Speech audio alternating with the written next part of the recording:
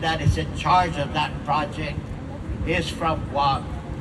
I don't care if he's Chamorro, I don't care if he's Filipino, I don't care if he's Chinese, if his parents or siblings or anybody else is buried on Guam, I want that person to lead the team. And you know what they told me? I'm very unreasonable. You see, through my life, I've learned one thing. That no matter how we are smart people, and I think Chamorros are the smartest people in the world, Doc proves that, and Tom Adam proves that. But at the end of the day, nobody believes that. They have to send their people from Philadelphia, Montana, to tell me about my terrestrial resources and my ocean resources. I am upset because this area belonged to you guys. And granted that you had a deal worked out with the federal government and you lost the land, but the federal government says they don't need it anymore.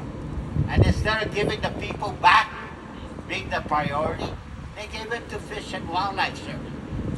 So they built a nice building to house all their scientists from the mainland here. You know, when the U.S. Park Service started on Guam, we had a resident superintendent for the Park Service. But then later on we got Mr. Regis. Later on we had Miss Malabusan. We had local people building capacity for our island.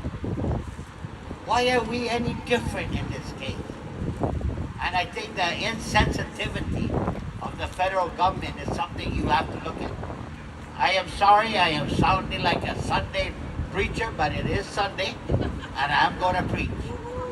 But at the end of the day, all I want is the Chamorro word in Afamauling to thrive as the symbolization of our people. Right now, they want to take the Sanahi away from us. They want to make it a federal fence to use as Sanahi. You have to get a QR code to go to California with your Sanahi. To me, that's the last symbolism of a people. Because they don't care to recognize the people known as the Chamorros. Chamorro means nothing to anybody. It only means something to us. Therefore, I challenge you, before I die, be careful of the alliances you make. Because the alliances you make, and I always use this word, have posterior motives. They don't have ulterior motives.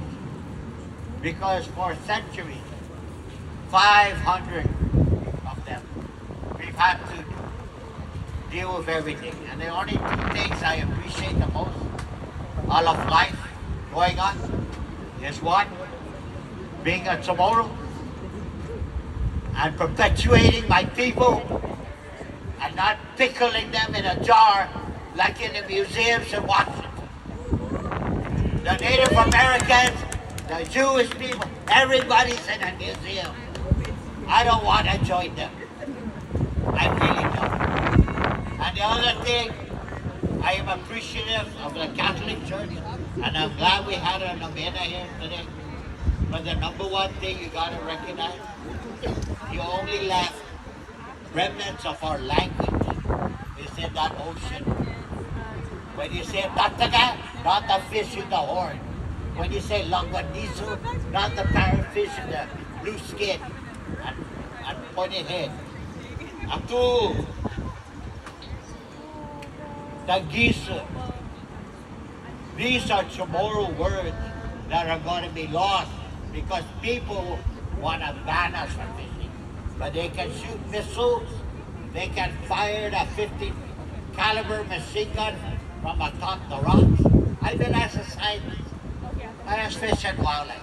I said, okay, Fish and Wildlife Service is to protect the turtles on the land when they're laying eggs.